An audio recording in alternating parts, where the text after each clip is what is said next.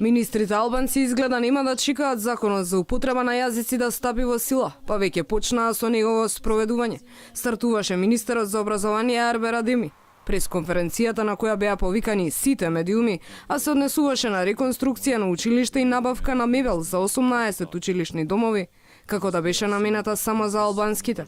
Министерот Адеми најпрво се обрати на албански, a потоа на македонски јазик. Të nderuar qytetarë të Republikës së Maqedonisë, në sotme tematike dhe njëkohësisht ju informoj lidhur me investimet kapitale.